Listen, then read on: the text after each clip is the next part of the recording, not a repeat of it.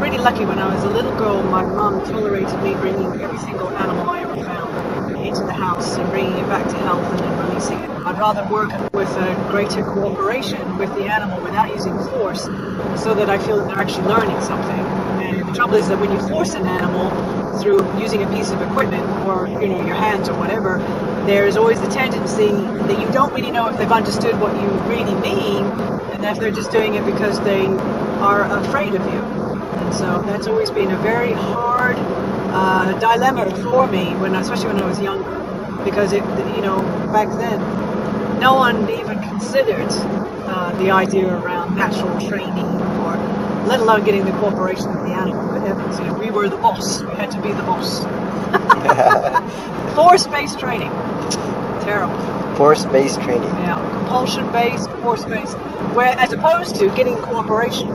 So you set the situation up, your environment is set up where the animal wants to learn. They're motivated. They want to learn, just like you would with a person. Make it exciting. Make it nice. Make it okay. Well, first of all, how old is Bella? About 10 weeks, 11 weeks now. Yeah. And she is half husky, half American bulldog. Yep. Super. Very nice. Okay. Sit. Excellent. I'm glad you didn't say it again. Well done. You're a fast learner. Yeah. Good with your down, yeah. I'll sit.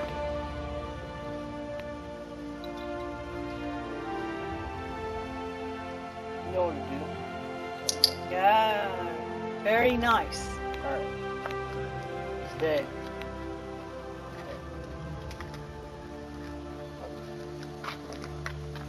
Sit. Stay. Good girl. I'm impressed. Pretty much. Well done. This is only your second lesson. Yeah. How much do you practice during the day then? Whenever, not set time or anything, but we just do it throughout the day. Yeah, good. Like just a few minutes here and there. Yeah. And yeah, very nice, yeah. So whenever she offers something like that, for example, do you always mark her and then feed her? Like once she does that? Mm-hmm. Without you saying anything? No. You can go ahead and click now and then feed her. So what you can do then is it's like spontaneous training.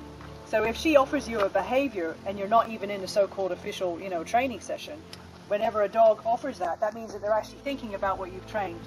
And so then she comes up, dum-da-dum-da-dum, hi Dad, sees you and sits automatically, which is what we're aiming for anyway, so she's polite with strangers. There's nothing wrong with, if you don't have your clicker, just go, good girl, and just pet her. Yeah. But acknowledge that what she just did was the behavior that you've been training her to do. I usually just pet her.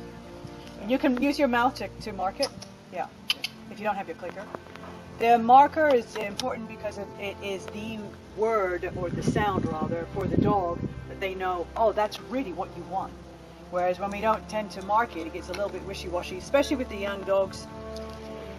Okay, so here's how we do when we're first starting out to give a puppy. We're going to be like this. Good girl, Bella. Huh? Good girl. Nope. Huh? Good girl. Good girl. See how she looked, and then she looked back to me. I marked her. Okay, so let me see if I can make this happen. If I step over here and she's following me, she's not now, but she is. And I step over and I say, stay, and I move away. She has a visual barrier, which is this. Okay, that's the idea. That's what we're trying. That's the final goal that we're trying to aim for. Before you get to that point, you need her to pay attention to you. Okay, you tell her to sit. I see. Bella, sit. Good. Tell her stay. Sit. And back over the white line. Don't look at her. Turn your back. Yep. Tell her stay again. Stay. Bella. You want to be quicker? That we don't want. Okay, so quicker. Much quicker. Dynamic. Stay. Okay? Alright, go. Sit, go. Sit. Stay, stay. Quick, stay. Stay. Quick. Go back and feed her. Quick. Okay, start again. See, you gotta be much quicker. Yeah. You've got 3 seconds. Behavior 101. Behavior doesn't occur in a vacuum. It happens. You've got 3 seconds. Stay. There's the line. Stay. Good girl. Good. Good. That's good. Stay.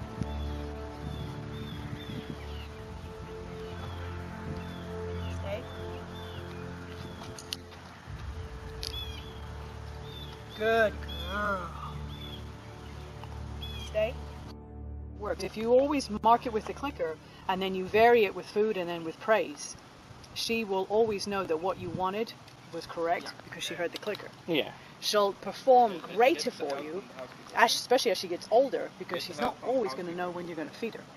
So if we say she's motivated and she likes her kibble, but she's not always sure when you're going to feed her because you're not making it automatic, she will perform more for you. You know why?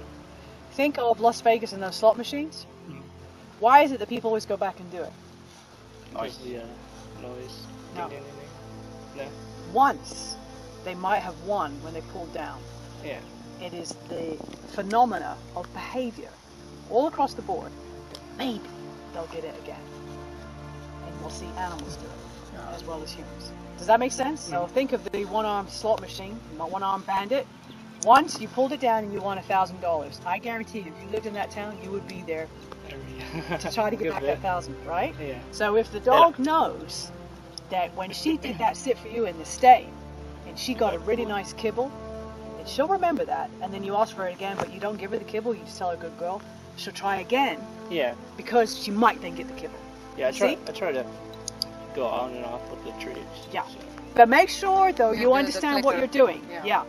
You must mark the behavior, though, so that she knows. Because if you don't mark it, Nikki, then she's going, well, maybe that wasn't what he wanted. Yeah. Because your praise now actually doesn't mean anything Will that yet. biting like that will go away slowly? Well, you've got to make sure you don't touch her like he is. So, yeah. What do you do? Well- Besides giving her a toy. You must give her the toy, but if you're like this, okay, and then you go to stroke her, she might not do it with me, and you're just stroking her like that, then she tries to bite your hands, I just remove her. And then I wait. Yeah, then once that's right. And so then if you wait and she is not doing anything, good girl. So I've reinforced the space, behavior in between the behavior I did not want. Are you doing that? Actually, even have that opportunity, but if as long as I have the visualization in my head of what their problem is and what they're trying to look for and have what their dog is, then I can help them out. But in truth, at the end of the day, people really have to practice with their dog, because it doesn't matter how good a trainer you are or what you do as a trainer. If the owner doesn't practice, it's just not going to happen.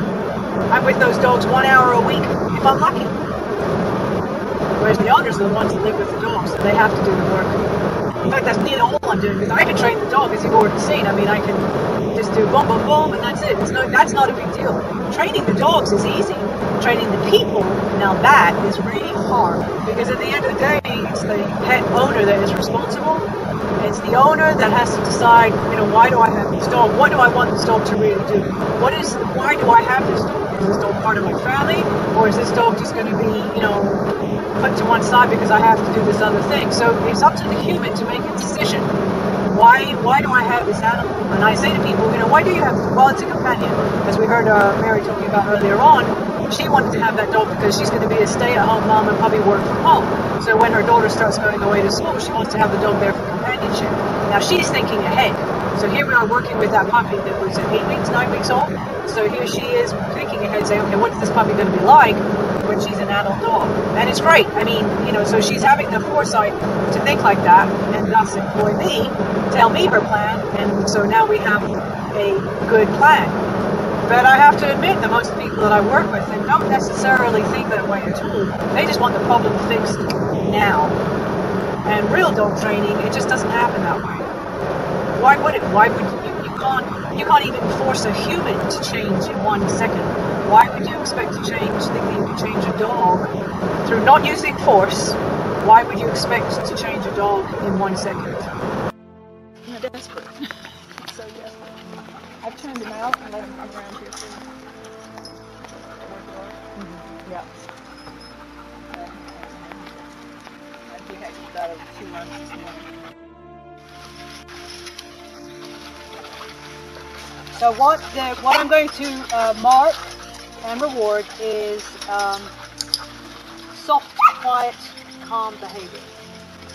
He doesn't know me, so now I'm just gearing touch.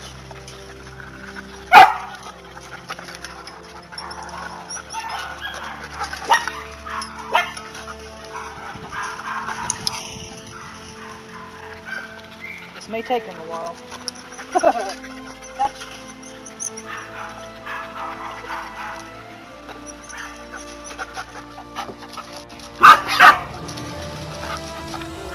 Good.